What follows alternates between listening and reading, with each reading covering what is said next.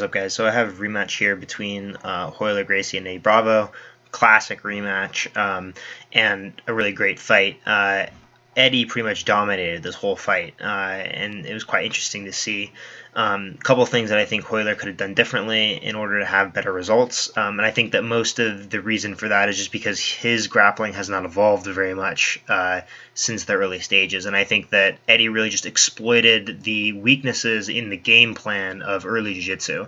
I don't think this is because Royler was an inferior grappler to Eddie. I think that really Royler Gracie, from a very technical perspective, his technique is amazing for an early stage grappling technique, but I think that jiu-jitsu has moved a little bit farther on than the things that he holds in his metagame, and his metagame hasn't changed too much to adapt to the new age technology, whereas Eddie is always kind of sitting on the cusp of the new age techniques. So one of the things that Eddie's doing here is just locking down in side control, and Royler is going to take a big roll here away from Eddie, trying to get up to his knees because he doesn't want to stay in bottom side control. He's very explosive about this. He really decided he didn't want to be in bottom side control for any extended period of time, which I'm a little bit surprised about, especially since he could have opted to kind of shove his knees in, which is a little bit more traditional of escape, but he decides to take a hard roll away. So from here, we'll kind of roll the tape on that.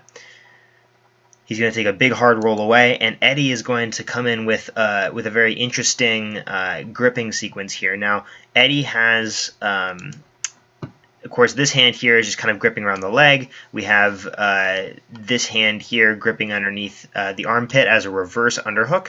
So instead of coming through from this side up and under for a normal underhook, he's going to come in the opposite way for this kind of reverse underhook. Now, the interesting thing about this is that it's a great control right here that he has with this arm, and it continues with the idea of cross-body control that you get from Turtle. That's very important with the leg sequence that he has going on, because he's going to pinch his legs around Royler's left leg here, and that knee pinch around there is going to complete the cross-body control. So he's going to have control of Royler's right shoulder and his left leg, right? And so then from here, as we kind of roll this forward a little bit, you can see the hand stays where it is, right? Cross-body control here.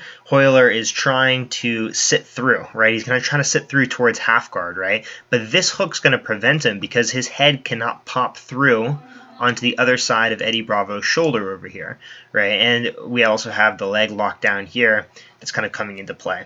That's going to prevent him from obtaining the proper half guard. So as this plays through, we see them continue to roll, and then from here, Eddie's just going to keep those legs locked up nice and tight, and he's going to link his hands behind Royler's head. And what that does is it creates a neck cranking opportunity where Eddie's armpit goes over on the top of Royler's head, and then he can start extending the body in order to get a really nice neck crank here. So he's going to, again, pinch those legs down right here. So he's got this leg pinch right here, locking down on that leg, and of course the toes are trying to come over right around here, trying to get the full lockdown. Doesn't quite have it.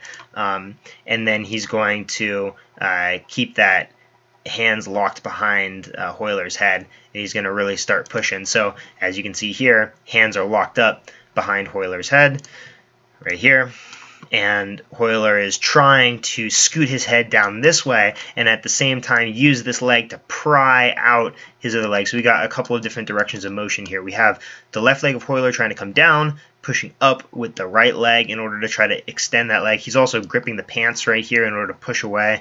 Honestly, considering he's wearing shorts, I would view that as a little bit finicky of an idea to do. A little bit not quite as sportsmanship-like as I would expect, but and then of course the neck crank is coming from this kind of inward crunch motion from Eddie Bravo. So very good positioning here, and as he sits through, he will eventually get out of this by slowly moving his head down and pushing with his foot, and Eddie Bravo starts to give it up here because he knows he's not going to be able to finish it, and then now they're going to end up he's going to look for another back take here, and then he's going to try to put that hook in, and Royler does a great job of escaping. So a very interesting sequence there. I like the neck crank setup from the Turtle. Thought it was really cool. Definitely something that I think would be cool to implement when we all get back to doing jiu-jitsu. Hopefully sometime soon.